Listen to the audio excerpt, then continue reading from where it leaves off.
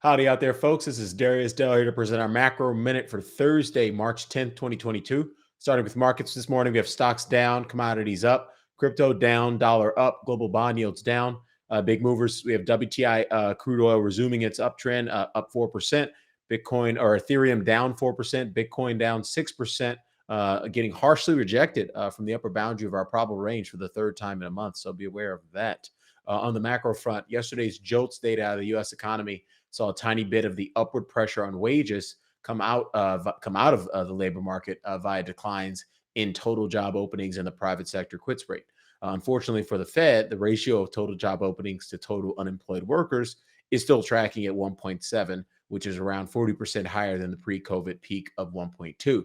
So we had JOLTS total job openings. They declined minus 185K to 11.3 million in January. That's the lowest print we've seen since November. Private sector quits rate declined 10 basis points to 3.2% in January. That's the lowest number we've seen since October. Elsewhere, the February OECD Composite Leading Index Time Series were released this morning, and the data confirm an ongoing cyclical slowdown across the global economy.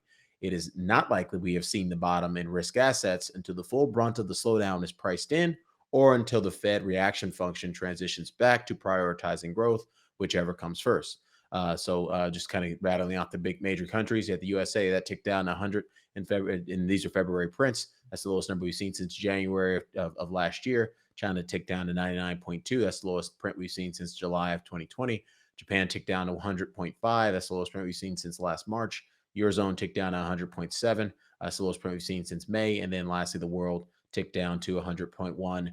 That's the lowest print we've seen since December of 2020. So taking it to the chart, as I mentioned, so we have all the OECD Composite Leading Index time series. These time series tend to lead the GDP cycle by 1 to 2 quarters, and this is why we anchor on them in our process. So we're very clearly having a cyclical slowdown. China kind of is leading in that cyclical slowdown, may start the bottom here in late Q1, but the rest of the world is very much engaged in a cyclical slowdown. And cyclical slowdowns, as you can see in the chart, tend to coincide with big drawdowns and high beta risk assets. So we are engaged in one. One thing that is not like the other is that we haven't seen that big decline in high beta risk assets. We've seen a lot of pain out there. There's been plenty, big pockets of pain. We do suspect there's more pain ahead to the extent the Fed is prioritizing inflation over growth for the time being. We'll get an update on that next Wednesday at the FOMC meeting. With respect to the probable range setups, nothing overbought, oversold in our global macro risk matrix. The S&P 500 is still bearish from the perspective of our volatility adjusted momentum signal. It's got minus 7.2% downside in its probable range versus 4.4% of upside. WTI is still neutral VAMs, minus 25% of downside versus 9% of upside. Bloomberg Dollar Index, bullish VAMs, minus 1.5% of downside versus 1% of upside. So kind of a fair fight there. A little bit better of a fair fight if the dollar pulled back. 10-year Treasury yield, bullish VAM still minus 17 basis points of downside versus 27 basis points of upside. Bitcoin, we talked about that earlier.